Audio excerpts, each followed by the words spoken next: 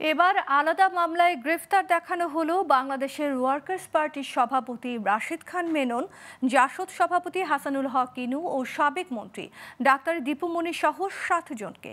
সকালে তেজগাঁও থানার আলাদা হত্যা মামলায় পুলিশের আবেদনের পরিপ্রেক্ষিতে ঢাকা মেট্রোপলিটন ম্যাজিস্ট্রেট আদালত তাদের গ্রেপ্তার দেখানোর আবেদন মঞ্জুর করে। বিস্তারিত আলাদিন আল আজাদের প্রতিবেদনে। রাজধানীর তেজগাঁ থানার রমিজউদ্দিন হত্যা এবং কবি নজরুল সরকারি কলেজের শিক্ষার্থী তাহিদুল ইসলাম হত্যা মামলায় আবারও গ্রেফতার দেখানো হলো হাসানুল হক ইনু, দীপু মনি সহ 7 জনকে। এ মামলায় রোববার ঢাকার সিএমএম আদালতের বিচারক সাদ্দাম হোসেন তাদের কারাগারে পাঠানোর আদেশ দেন। এ সময় রাষ্ট্রপক্ষের আইনজীবী উমর ফারুকী জানান, আদালত শুনানি শেষে জামিন আবেদন নামঞ্জুর করে আসামিদেরকে কারাগারে পাঠানোর আদেশ দেন।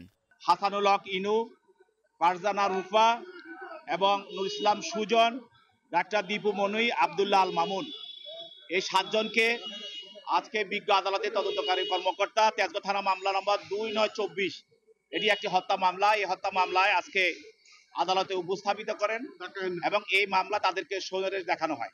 আসামি পক্ষের আইনজীবী মুর্শিদ হোসেন শাহিন জানান, যে মামলায় তাদেরকে গ্রেফতার দেখানো হয়েছে তাতে আসামিদের বিরুদ্ধে কোনো সুনির্দিষ্ট অভিযোগ নেই। বিজ্ঞ আদালতে প্রেরণ করার পরে আমরা জামিন চেয়েছি। আমরা বিজ্ঞ আদালতে বলেছি যে মামলায় তাদেরকে শুনানি দেখানো হয়েছে, এই মামলার সুনির্দিষ্ট কোনো অভিযোগ নেই। এদিকে আদাবর থানার হত্যা মামলায় সাবেক অতিরিক্ত অ্যাটর্নি জেনারেল ব্যারিস্টার মেহেদী হাসানের জামিন আবেদন বাতিল করে কারাগারে পাঠানোর নির্দেশ দিয়েছে আদালত। এছাড়া যাত্রাবাড়ী থানার রফিকুল ইসলাম হত্যা মামলায় সাবেক রেলমন্ত্রী নুরুল ইসলাম সুজনের 5 দিনের রিমান্ড দিয়েছে আদালত। আলাউদ্দিন আল আজাদ, গ্লোবাল টেলিভিশন, ঢাকা।